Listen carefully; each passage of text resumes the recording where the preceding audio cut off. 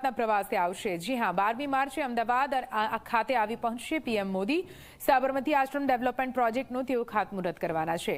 પ્રધાનમંત્રીના આગમન પહેલા તૈયારીઓને આખરી ઓપ આપવાનું શરૂ થઈ ચૂક્યું છે। વાડદથી આશ્રમ થઈ આરટીઓ સર્કલ જતો રસ્તો બંધ કરવામાં આવશે। વિકલ્પ રૂપે બનાવેલો રસ્તો રાણીપ તરફ પૂરો થશે। લોકોએ રાણીપ થઈને નવા રસ્તાનો ઉપયોગ કરવો પડશે। આશ્રમ પ્રોજેક્ટ અંતર્ગત અનેક આકર્ષણો બનાવવાના છે। આંતરરાષ્ટ્રીય કક્ષાનું ટુરિસ્ટ સ્પોટ બનાવવાનું પણ સરકારનું આયોજન છે। મહત્વનું છે કે મહાત્મા ગાંધીજીને લગતી માહિતી અને તેમના ઇતિહાસને દર્શાવવા જુદા જુદા આકર્ષણો તૈયાર કરવામાં આવ્યા છે।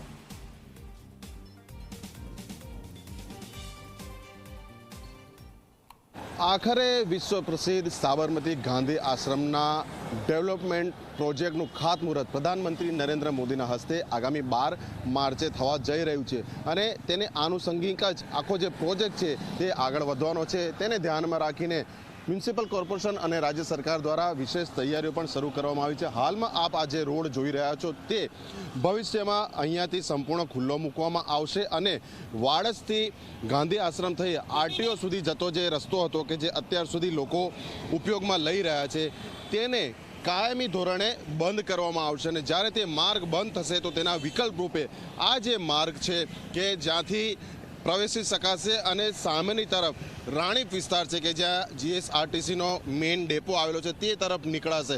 એટલે આ કામગીરી જે છે મોટા પાયે શરૂ થયા બાદ અહીંયાથી ગાંધી આશ્રમ થઈ અને આગળ તરફ જે આરટીઓ તરફનો રસ્તો છે તે સંપૂર્ણ કાયમી માટે બંધ કરી દેવામાં આવશે। એટલે પ્રધાનમંત્રી નરેન્દ્ર મોદી 12 માર્ચે જ્યારે અહીંયા આવી રહ્યા છે તો હાલમાં જિલ્લા વહીવટીતંત્ર, અમદાવાદ મ્યુનિસિપલ કોર્પોરેશન અને રાજ્ય સરકાર દ્વારા તડામાર તૈયારીઓ ચાલી રહી છે। જે બાદ આગામી સમયમાં આખો જે પ્રોજેક્ટ જે છે કે જે પ્રધાનમંત્રી નરેન્દ્ર મોદીના ડ્રીમ પ્રોજેક્ટ પૈકીનો એક છે તેની કામગીરી પૂર ઝડપે શરૂ થશે।